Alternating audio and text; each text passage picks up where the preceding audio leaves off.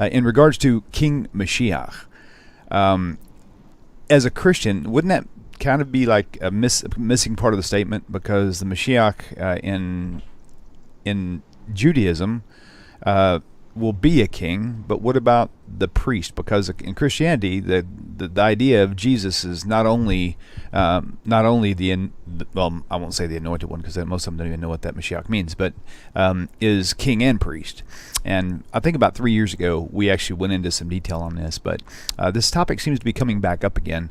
How only Jesus could be both king and priest. Is there anything that you can say regarding that would help the viewer understand why that's so problematic? It's not just that I figured out it's problematic.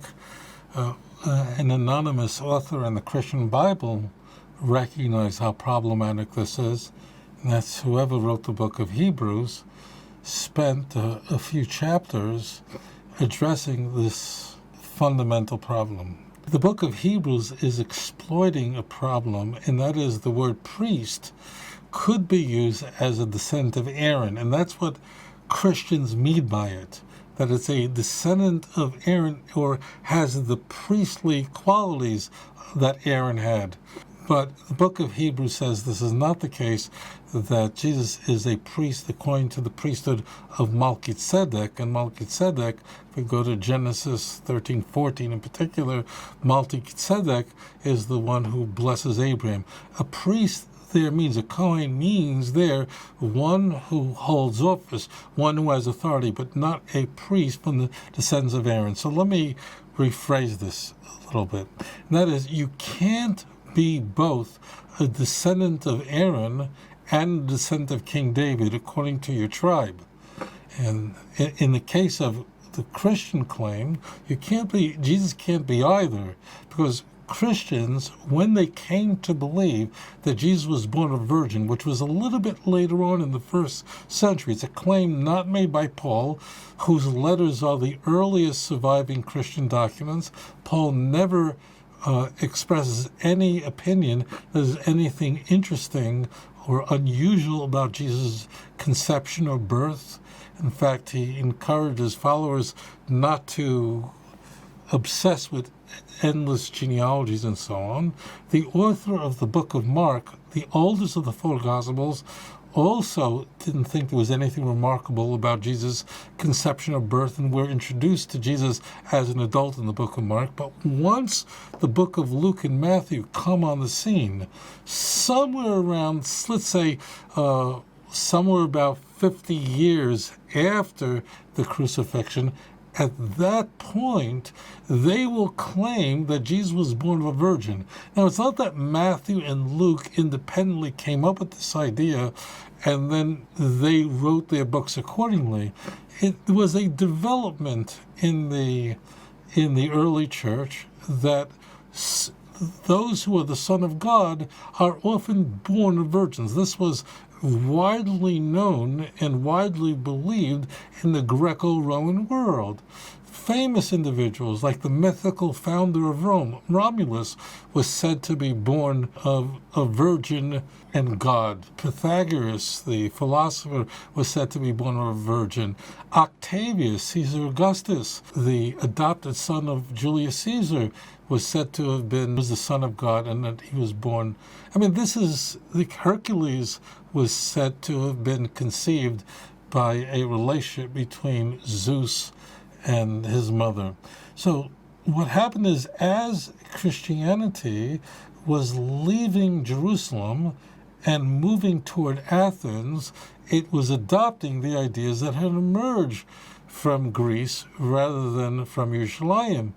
But once the church would adopt the belief that Jesus was conceived supernaturally, that means he didn't have a human Jewish father to trace his genealogy back to Aaron or to King David, and therefore is ineligible to be the Messiah. It's one of the interesting things that here's a Christian doctrine that would emerge, let's say in the 80s of the first century, which actually then sabotages the whole claim that Jesus could be the Messiah. I mean, Matthew spends the first 16 passages of his gospel telling us about the genealogy of Joseph, who Matthew insists is not the father of Jesus. So therefore, Matthew's genealogy and Luke's genealogy that we find in the 3rd chapter of the 3rd gospel are irrelevant, because both of them, and read it for yourself, when people tell you one of them is the genealogy of Mary, it's just not there. It's not true. The reason they say that is because they're looking for some biological connection between David and Jesus. And the second is that the two Gospels disagree on who was the father of Joseph. Was it Haley or was it Jacob? And that's how they resolve it. But it isn't in the text. So the key point is you can't be a Kohen and a person who is of the Davidic house. Now, one caveat. The reason I have to sort of roll things back is that people are not familiar with these points. You are assigned your tribe based on your father. The father alone conveys over tribe identification. How do you know? It says in the Torah, in the book of Numbers, 1st chapter, when doing the census to identify what tribe is someone from, the way that person is identified is by their father's house, the house of their father. Therefore, let's take me an example. My father's father's father, going all the way back, was Aaron, the high priest, the brother Moses. Therefore, I am a Kohen. I'm a priest. Now, my great-grandmother, name was Leah Friedman, but it's a great-grandmother, she was from the house of David. That means her father was from the house of David. Got it? But I'm not from the house of David. I could say I'm related to someone from the house of David. I could say that I'm a descendant of someone who's from the house of David. Rashi, the great commentator, probably the most important commentator on Tanakh, the most famous of the medieval period, Rashi was from the house of David, but Rashi didn't have sons. He only had daughters. So you could say that his daughters or his grandsons were descendants from the house of David. That means you trace it back, but they are not from the house of David because their father's father's father is not from the house of David. It was going through the mother. I hope you get that point. The claim that is being made by the church is that Jesus had the right and authority and the claims that would be appropriate both to the house, both to being a Kohen, a priest, meaning a priest of Aaron, and a king as a descendant of King David. That's impossible. It's obvious you can't be from both. The church will resolve this in a way that to Christians, they don't notice the problem, because to them, when they hear the word priest, they hear Aaron. And when they see that Melchizedek was a priest, they go, well, I don't know, he must be a priest too. And therefore they say that Jesus was both. One person cannot be both a priest and from the house of David. Got it? Okay. I mean, I'm related to a whole bunch of people. I didn't trace this. I mean, there is a genealogical record in my family, but if I go out into all the branches and so on, I'm sure I'm related to every tribe, because priests are not obligated to marry, a Kohen is not obligated to marry a girl who's from the tribe of Levi. He can marry from any tribe he wants to, as long as she's Jewish, as long as she's from one of the 12 tribes. That's all. So this language issue is exploited by the book of Hebrews, and Christians who are well-meaning are fooled by the author of Hebrews, who seeks to demonstrate that Jesus had the prerogative of forgiving sin, and he was a priest, and most Christians go, oh, okay, that's fine. But that's, of course, nonsense. He's exploiting a use of language. The word priest just means someone who holds office. L'kahen is a Hebrew word. It means to hold office. You even have Kayane Baal. You have the priests of Baal. Doesn't mean that they were priest in any sense of a Kohen, in a conventional sense. You have the father-in-law of Moses, Yisro. Yisro was a Kohen Midyon. He was a priest of Midyon. Does that mean that Yisro was a priest in a sense of a priest of Aaron? Of course not. That's silly. But when people are not familiar with the text and not familiar with the Hebrew, and then go through the Torah very carefully, and are not learning from the Jewish people, but they're taking the cues from Rome and from Dallas Theological Seminary, so they're going to find themselves in an enormous amount of trouble. I find it interesting that in most conversations I've had, I'm like, well, he can't be both. Maybe he was one, but you're saying he wasn't either according to Christianity. He wasn't from either tribe. By the time the book of Matthew and Luke, which were both written probably in the 80s, by that point, Christianity was largely a non-Jewish affair.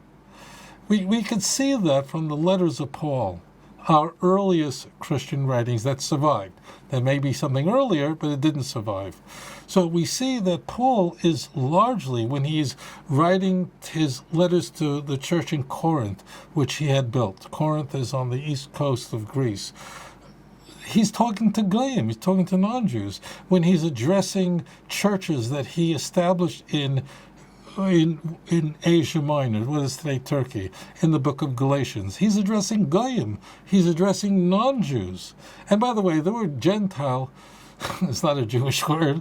You will find it in Romans chapter 1. It's a term that's a Latin derivative. It's not a Hebrew word. But the point is, the writings of Paul are very interesting, because Paul is largely giving advice, with the exception of the book of Romans, to churches that he had already set up who were having some sort of problem, and he's telling them how to deal with problems that they had. So, in a sense, a lot of the information we're given is sort of agavur. It just happens to be, we observe that they're all Goyim. Now, there are some exceptions, like Romans chapter 7, where he makes the point that he's speaking to his brethren, and he's speaking to Jews. We know from Romans that he is speaking to some Jews who are there, but largely it's non-Jews, but let's say it's mixed Jews. But that's the exception, not the rule, which means Paul is not dealing with a problem of Jews in the church. He's dealing with the problem of Gentiles who were formerly pagans and then became Christians. The word pagan would not be known to a pagan. They go, what's a pagan? A pagan is a word that basically means someone who lives not in the city, but out in the, being people who were idol worshippers, who believed in the gods of Rome, and then rejected that and embraced the teachings of Christianity. So Paul, we see his letters could be dated to the 50s. Romans is probably his last letter that is authentically from his hand. The earliest letter is probably 1 Thessalonians. So dealing with all the 50s, he's not addressing, the issue is not coming up about Jews who had become Christians in the 50s. So imagine if in the 50s he's addressing Gentiles, not Jews. Could you only imagine what the scene in the Christian world was in the 80s? By the 80s, we're now dealing with Gentiles, former pagans who are adopting the Christian religion, and for them, virgin births are very important. For them, we're not dealing with Jews. That's the key point. That's who the Gospels are addressing. It's non-Jews. And that's why the Gospels also can say things about the Jews that are uncomplimentary, because they weren't concerned that Jews would be offended by it, because Jews weren't their intended audience. I know I'll get some argument from people who would claim that Matthew was speaking to a Jewish audience, but largely they're speaking to non-Jews, and therefore saying things about the Jews, portraying the Jews as accepting responsibility for the crucifixion of Jesus. This is going to be found later rather than earlier. אדון עולם אשר מלך בטרם כל יציר נברא ועת נעשה